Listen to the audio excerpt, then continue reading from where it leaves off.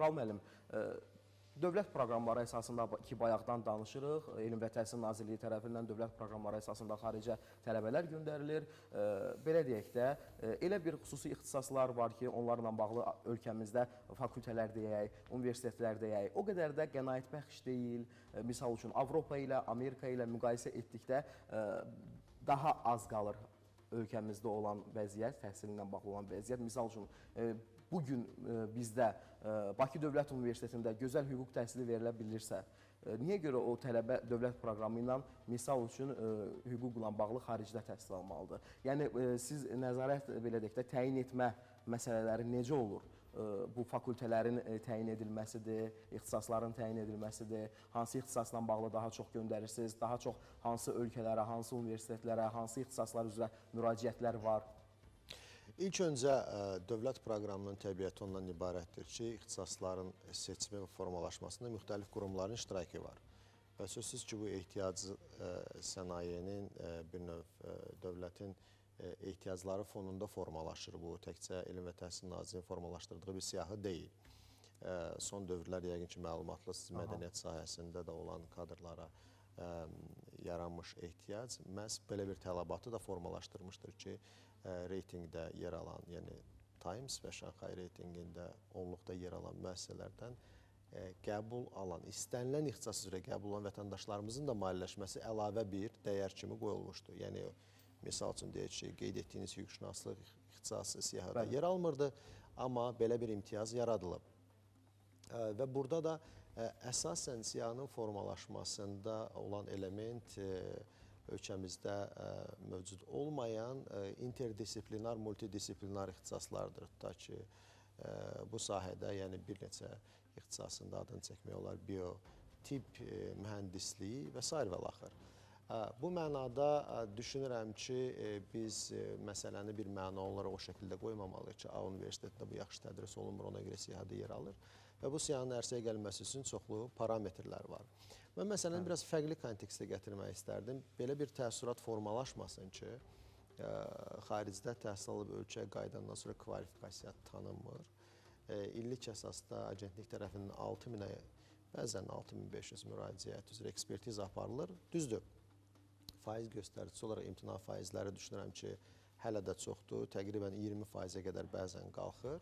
Amma bu ölkələrə münasibətdə kifayət qədər dəyişir. Tutaq ki, biz bu təhlilləri aparırıq, məlum olur ki, bəzi ölkələrə münasibətdə bu 30-40% arası dəyişirsə, bəzi ölkələrə münasibətdə ümumiyyətlə 100% tanınmadır, bəzi ölkələrdə isə 5% imtina dərəcəsində formalaşır. Burada da müxtəlif faktorlar var. Tutaq ki, təbii ki, siz akkreditasiyasız ali təhsil müəssisəsindən kvalifikasiya əldə edilirsə, qanunvericiliyə əsasən bu imtinaya səbəb olur. Və yaxud da ki, açıq öyrətim üzrə siz təhsil alma forması əsasına kvalifikasiya əldə etmişsinizsə, bu bir mənalı olaraq imtinaya səbəb olur. Niyə? Çünki qanunvericiliyə təsbit olunmayıb.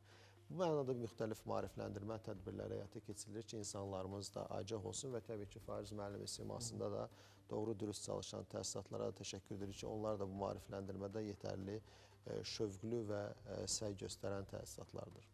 Çox təşəkkür edirik dəyərli fikirləriniz üçün qonaqlarımıza və biz xaricdə təhsildən danışırıq.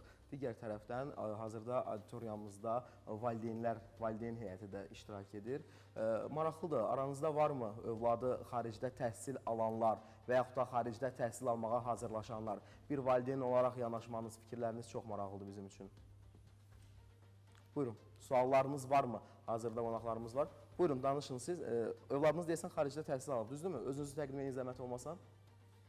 Həsənova Könül. Bəli, mən də valideynəm.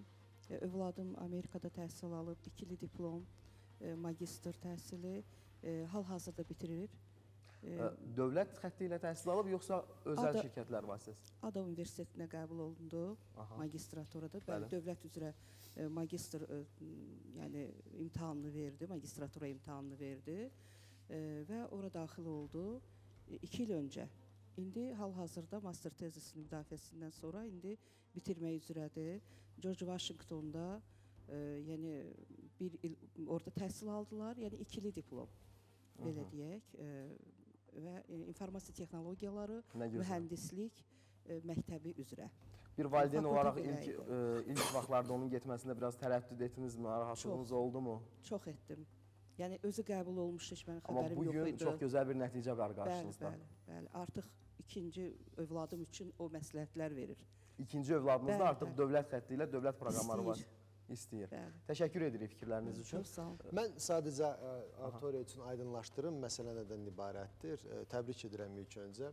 Bu dövlət proqramının ikinci komponentidir. Bəli. Bu ikinci komponent ikili diplom proqramıdır. Yəni yerli ali təhsil müəssisəmizlə xaricdən nüfuzlu ali təhsil müəssisəsinin birlikdə bu proqramı yürütməsidir ki, hal-hazırda ADA Universitetinin, George Washington Universiteti ilə eyni zamanda Pedaqoji Universitetinin də George Washingtonla pedaqoji istiqamətdə, ADA-da mühəndislik istiqamətidir.